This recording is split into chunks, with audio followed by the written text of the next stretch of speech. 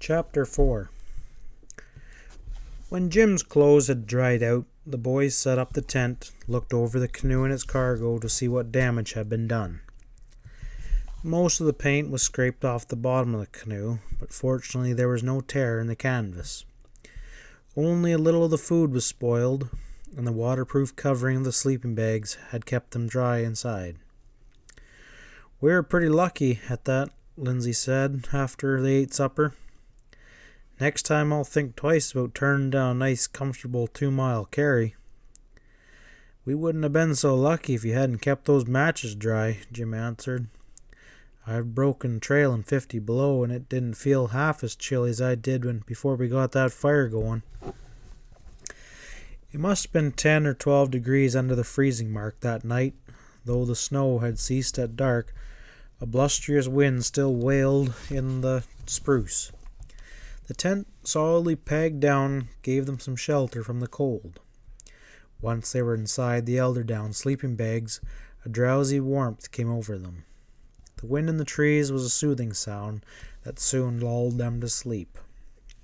When dawn came, the weather had cleared again. They went over the canoe inch by inch, patching the worst scrapes with black tar. Then they reloaded and set down the squaw. There was only one rapid of any consequence in the 8-mile stretch to Beaver Lake Portage. They shot it without mishap and hauled out at the head of the carry about 2 in the afternoon. One trip across the 1.5-mile trail was all they needed to pack supplies to the lean-to cabin on Beaver Lake. They returned in time to pitch their tent and make camp near the Portage landing. Next morning, they continued their cruise down the squaw, patching up cubbies and leaving traps as they went. Jim's last camp was 7 or 8 miles lower, a good 35 miles from Lindsay's winter quarters at the foot of Squaw Lake. They found the cabin in bad shape. One of the walls crumpled in and the roof was sagging. To rebuild it, it took the best part of 2 days, October 19 and 20. The weather held clear and cold. The afternoon of the 20th, they went down along the river shore to fix up an outlying trapline. Coming out of a chute of whitewater, they slid into a broad pool as quiet as a mill pond. Along the further bank, Lindsay spotted an arrow-like ripple.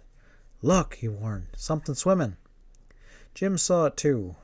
A round, sleek head that looked like a dog's, and a long, streamlined body cutting the water. "Otter," he said. "A nice skin. Why weren't you born part Indian, Lindsay?" No white man is allowed to kill beaver and otter in Ontario. Those two valuable furs are held in reservation as part of the heritage of the Indian hunter. The two boys sat statue still in the canoe and let it drift silently closer. If the otter saw them, it showed no sign of fear.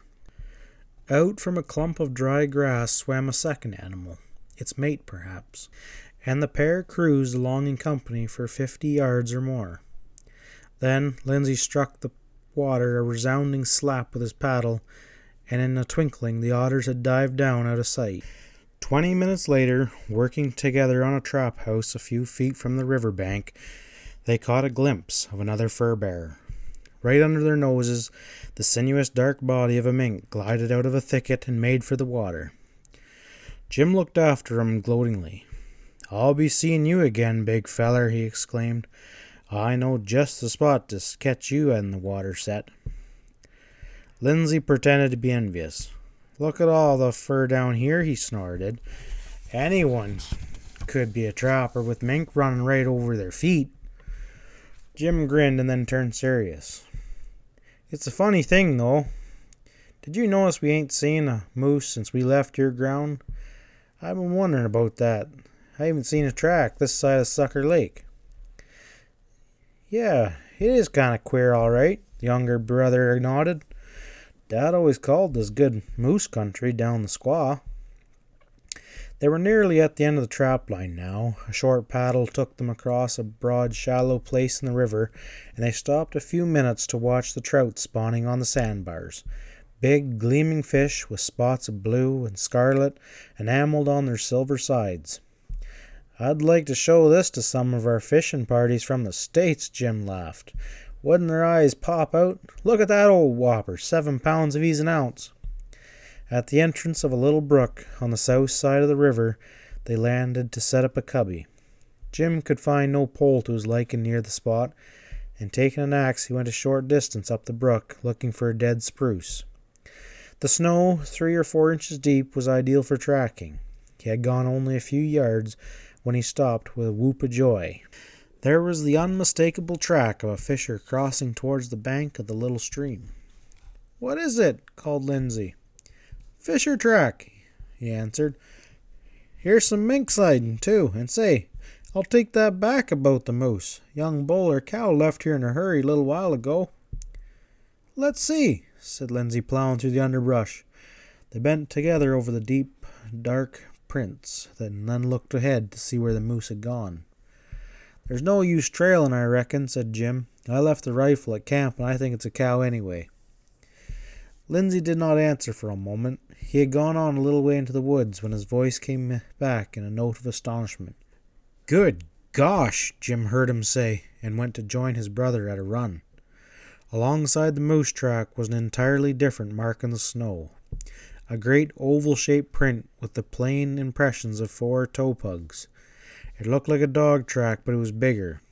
So big the boys rubbed their eyes and peered again. "Do you believe," said Jim in an awe-stricken voice, "that any wolf ever lived big enough to make that track?" "Search me! Look at this," Lindsay answered. He pulled off his mitten and laid his flattened hand squarely in the footprint. "Just a fit," he murmured grimly. "Must be more'n 7 inches long. Course I don't believe it, but there it is." That was the last clear track of the wolf's paw. From that point on he was running in tremendous leaps that scattered the snow and left only blurred depressions. "Come on," Jim urged. "Let's see if he caught the moose." The chase was easy to follow, for the frightened quarry had crashed a 2-foot-wide path straight through the woods. Once the trail was trampled for several feet in all directions, and there was a broad, furry hollow in the snow on one side. "Moose tried to stop and make a fight," Jim translated the sign. "Wolf rolled out of the way of her 4 feet and jumped out of her this way. She took a couple more jabs at him and started running again. Watch out now." They followed on, and after a scant dozen strides Lindsay pointed silently ahead. There was a little open space where the snow was red and trodden. In the middle of it lay the carcass of a young cow moose. "Wait," Jim cautioned. "Look around and see if there's any other wolf tracks. If he did this job alone, that's the first time I ever heard of such a thing." They worked carefully around the patch of the trampled snow where the death struggle had taken place. At the far edge of the clearing they found the single trail of a giant wolf angling off into the thick bush. "All alone," breathed Jim. "Boy, golly, he must have been a brute." Returning to the moose, they found both hind legs cleanly hamstrung and her throat laid open in a fearful gaping rent. The hide had been torn at the loins and a good chunk of meat ripped out. "Well," Jim remarked, pulling out his knife, "there's no law against eating cow moose when somebody else done killed it for you." He laid back the skin and cut away the haunches. Each of the boys picked up one of the pieces of meat, and as they started back towards the half-finished cubby, Lindsay cast an uneasy glance behind him. "If that big devil's watching us, I'll feel a lot more comfortable when we get back to the rifle." They reached camp just as darkness fell. A fire was soon crackling in the stove, and Jim cut juicy slabs of moose steak to broil over the coals. That was a feast they remembered a long time. Not only was it delicious in every detail, but it marked the end of their exploration together. Tomorrow they would be starting back to their home camps, soon to separate for the winter. Jim lay awake longer than usual that night. He was trying to remember something Joe Lagarde had told him once. Something about an enormous timber wolf down in Albany. He had given the story scant attention at the time, but he remembered how the Ojibwe had muttered the dreaded name, Loup Gros. A loup gros, Jim knew, was a sort of a witch wolf that would change at will from animal to human form. It's queer how the Indians had picked up those old French superstitions along with their names. There was no word like it in Ojibwe.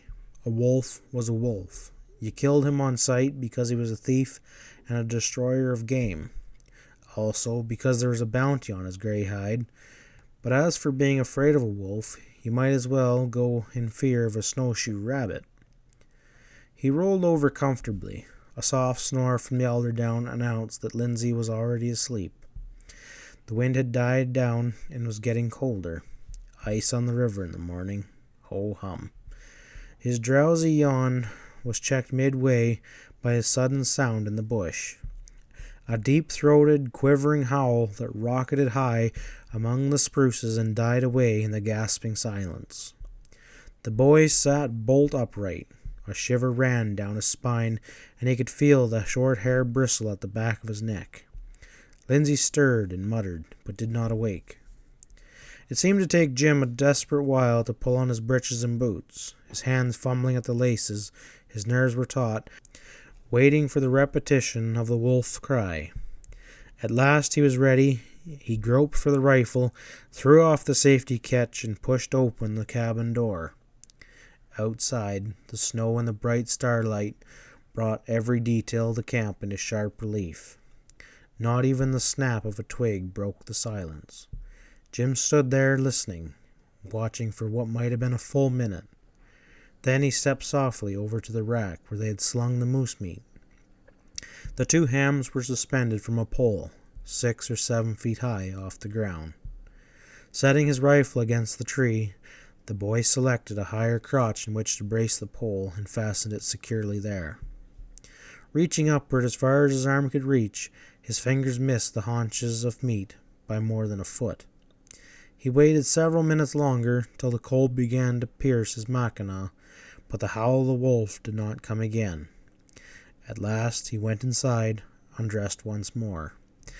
When he returned to the warm sleeping bag, he was a trifle ashamed.